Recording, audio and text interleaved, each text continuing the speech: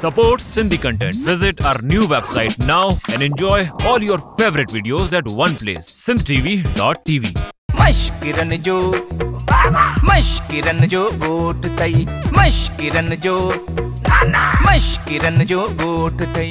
मिठल मिठा खाओ ना आइसक्रीम खाओ खाओ मत भूख मरी वने। चल कहीं मुके हकीम चयो हा त एतरो न खा किथे मादो तोरो ठकाड़े फाटी न पवे। हां चवाई थी ना खाओ। न मुके डॉक्टर झलियो आ घणो खाइंदे त कंतु कंदे ऐं जे कने तू पंजे हथन सा खाराई त खाई विदुस। लेडी पंदु के तो जो ठका तुझे हथन सा त मां जहर भी खाई विदुस। हां न मशकिरन जो गोठ जहर तो खाए जो मुझे हथन सा पाकर न तो खाए।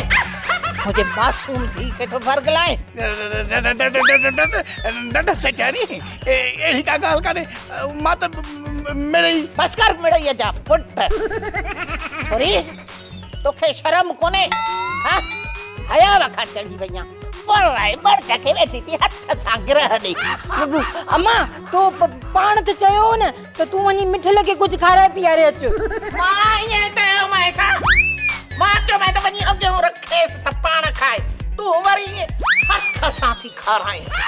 अम्मा तू भी का सफा चेड़ा कहीं हथन सा न खराया सा त पोछा जमीन ते उछला उन में बात विझराया सा। ये आइसक्रीम उछले दे सा अगे वेही चटे हां जे बेयाद तो कोतो धवरो चटिंदुआ। मासी खबरदार जो साए खाते तो तड़ियो ने छा कने खबरदार जो कुत्ते के मिठल जो थई अको तो चिड़ी पवंदा।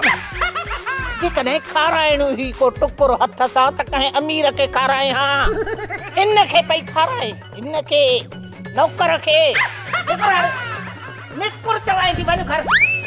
हां मना थी बना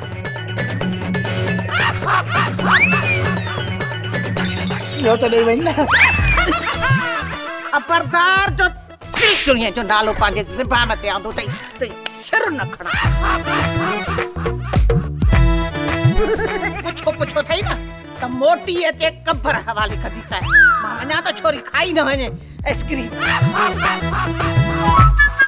ड्रामा सोप सीरियल मशकिरन जो गोठ जा तमाम एपिसोड हाने दिसो HD क्वालिटी में। विजिट करियो असांजो YouTube channel Sindh TV HD drama.